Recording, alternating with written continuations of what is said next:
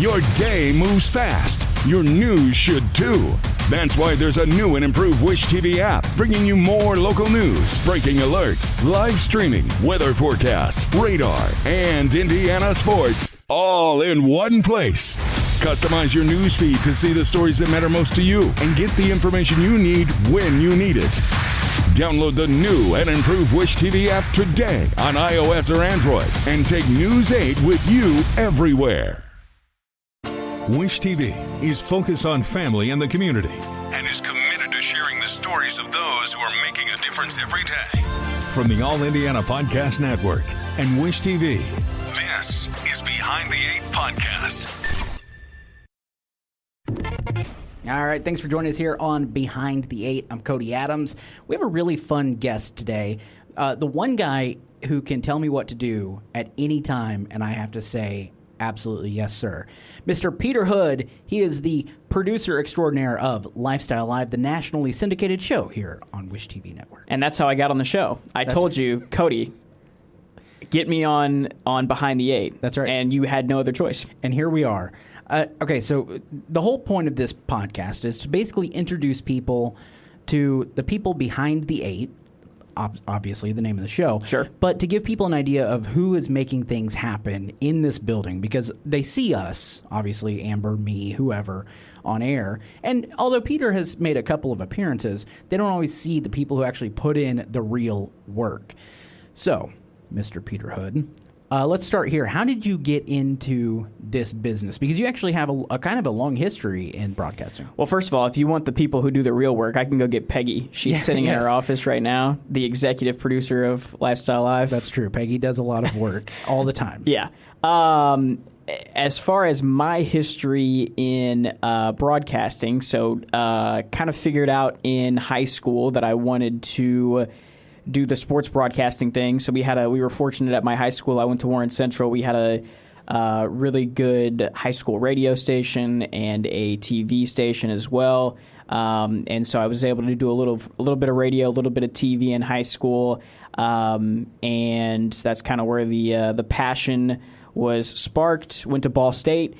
Studied journalism and TCOM there for 4 years. And, Ball State obviously well known nationally for their student media programs and just the program, the curriculum in general when it comes to journalism and TCOM. So had a couple of internships, one of them being here at Wish TV during my time there. Also interned at 1070 The Fan, now 107.5 The Fan on the radio side. So didn't really figure out exactly what I wanted to do until going into my senior year when I interned here at Wish, and that's kind of when I figured out that I wanted to get into the news side of things. So spent my senior year applying for jobs all over the country, wanting to be a sports reporter in TV. Ended up landing in Fort Wayne, WFFT, the Fox affiliate up there. Spent 4.5 years as the weekend sports anchor and reporter. And then a couple of years ago, actually coming up on my 2-year anniversary here at Wish TV, October 20th, got a random call. I was signed to a contract at WFFT for what I thought was going to be 2 years.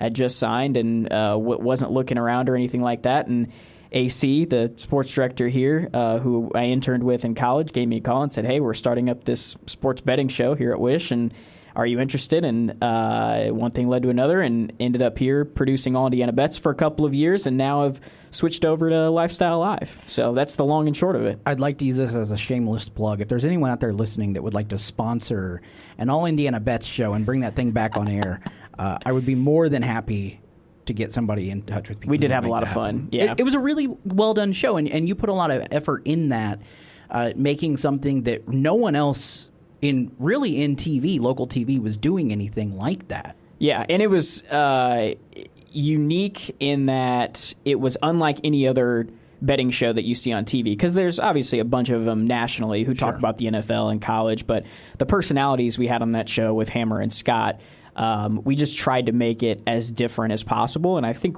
we did a pretty good job of that, and certainly those two guys were fun to work with, along with the other hosts as well.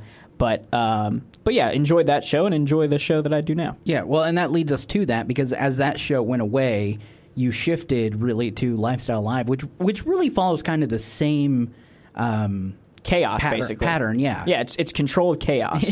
Yes, yeah. Exactly. What's that like for you? Because a lot of people just see that hour on TV, but they don't see the hours going into leading up to that one Tuesday show. Yeah, it's fun. I mean, a lot of it is spent, I would say I spend probably 80% of my time booking guests for the show, because obviously when you have a 5-day-a-week show, an hour every single day, that's usually 7 or 8 4 to 5 minute segments that you have to fill every single day. So obviously that means a lot of guests that you have to line up either live or via Zoom or whatever it is. And so a lot of it is just trying to make sure we have enough content to fill the show, but also looking for things that make for good TV, that make for fun TV. I think ultimately what we want to do is provide our viewers just an hour of fun, entertaining television. Sure. That's the fun part about what we do is, we don't live in the news world. We don't live in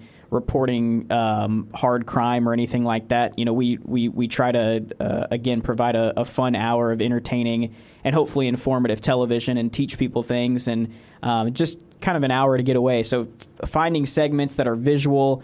Whether it be music, whether it be food, whether it be emotional stories about a trauma that someone has overcome in their life with finding faith or something like that.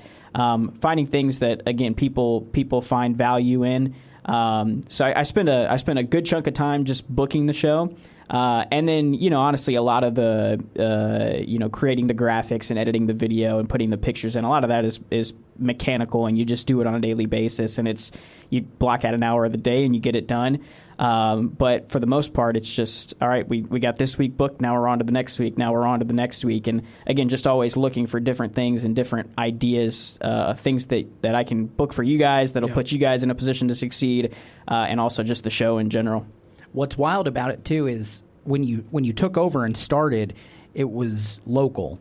But now it has gone nationally syndicated, which I know a lot of people maybe don't know what that means. But really what that boils down to is now you can't really just focus on things happening in Attica, right, or in Rosedale or whatever. Like now you've got to find a broad audience and something that will appeal to everyone. Has there been a challenge in that? Or has it been more fun and given you more space to work? I would say the latter. I mean, I think we've done a pretty good job of kind of blending the two things.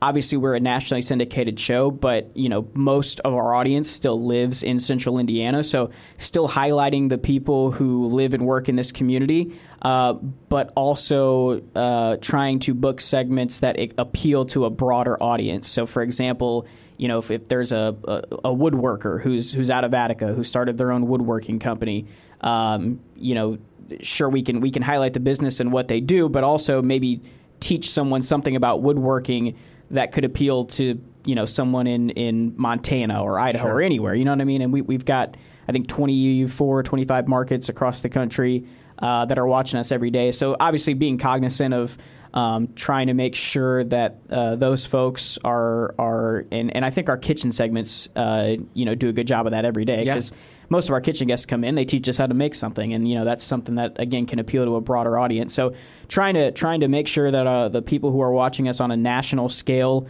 are taken care of, while also taking care of our Indiana viewers who have been watching us since we were indie style when the show started 10 years ago. I think trying to find a balance there, but it has been fun to kind of expand the horizons a little bit in that way. All right, I'm going to put you through a ringer here, because this is not an easy question to answer, having your history here, but do you have a favorite segment of all time that you've produced? I'll be honest, the one last week where our friends from El Toro Bravo came in with the giant robot and the drums, and you're sitting there in at the what we call it the block in the kitchen area. That was probably the hardest I've ever laughed in the control room. Maybe it's top of mind because it happened so recently. There have been a lot of fun ones. I would say if I could give you a show, Randy Alice's last show for sure sticks out to me. We just had a lot of, that was one that obviously a lot of planning and preparation went into, and had a lot of special guests like the mayor who were on that show and Dave Barris, Wish TV legend, and everything was just all of the guests that day did such a good job of tailoring everything to Randy. And all the regulars, we call them Firefighter Tim and Anessa Chumley and Pavel and Leah, people who our viewers hopefully have known, have come to know and love, were part of that. So that was a really special, when I think about some of my favorite days producing Life.Style.Live, that one certainly comes to mind. I'd like to call it Life.Style.Live BC before Cody. Yeah. But I always think back to Michael Rappaport being on the show as well. Yes. And Patty had How could I forget Stewie about with that? him, right? And Yep. Stewie chose to defecate on Michael Rappaport. Right? Stewie, there's number 1 and there's number 2. Right. And Stewie went number 2 on Mr. Rappaport's foot. Yeah, naturally. As they were I think George was out live that day, and they were trying to toss to George Oh my gosh. on a double box, and Stewie decided, hey, the interview's over, and I got to go, and it had been raining that day, and apparently he doesn't like to go in the rain, and Patty brought him in, and what are you going to do? But luckily, Michael handled it really well. I think that's been my favorite part of working on this show with you is we have like legitimate stars on this show. You talked to one of your first weeks. You talked to Jeff Foxworthy. Yeah. I mean, and it's like nonstop. Those people. We've had Mandy Moore on. We've had Nikki Glazer just last week. What's that like? I know you get to work with like PR groups and that sort of thing to make that happen. But do you ever like look at it and go, holy cow, I'm setting up a segment with Jeff Foxworthy this week. Yeah, it is pretty cool. Like my wife and I last week with the Nikki Glazer interview that you mentioned, like we love the roast that she was a part of on Comedy Central. Yes. And we watch it and quote it all the time in our house. And she's kind of become this legend in our walls that we quote all the time. And then last week I'm sitting there chatting with her via Zoom, during a commercial break while we're getting ready for the segment. And so those moments are really cool. And we've had Joseph Newgarden was on leading up to the Indy 500. And then he goes on to win the race. We had him after that too, right? Had him after that too. And so you get to chat with these, and obviously I'm a big sports guy. Cam Smith, you chatted with Cam Smith before he went on to obviously have a huge win in the Live Golf Series that week. So those are definitely kind of cool moments that I think anybody who works in TV, that's not what you do it for necessarily, but those are some obviously really cool perks of getting to work in the business that we work in. Yeah. Well, you're certainly an unsung hero, although we try to sing your praises as much as possible because we truly appreciate you. I've said this through and through since I've started on Life.Style.Live. There is nobody more important to me in this building than Petar Hood. Wow. Because he makes things happen, and I appreciate that. And so it was a genuine pleasure to have you on Behind the Eight today. I'm gonna clip that right there, clip that audio, and That's I'm gonna put it on my desktop and save it forever. I'm just gonna play it. That's gonna be my new ringtone. That's right. Yeah. Thanks, Peter, Cody. Thank you so much. Hey, for other Behind the Eight podcast episodes, be sure to check out our website. We have a section there on wishtv.com for the podcast network. Go check it out. There's all kinds of good stuff on the podcast network as well. Scott Sander does a whole morning drive every morning. Kylie does an 8 stories in 8 minutes type of thing. I mean, it's like nonstop stuff. So go check it out. Thanks for joining us. From the All Indiana Podcast Network. This is Behind the Eight Podcast. Be sure to like, follow, and subscribe to this podcast Wherever you get your podcasts. and connect for even more on Facebook and at wishtv.com.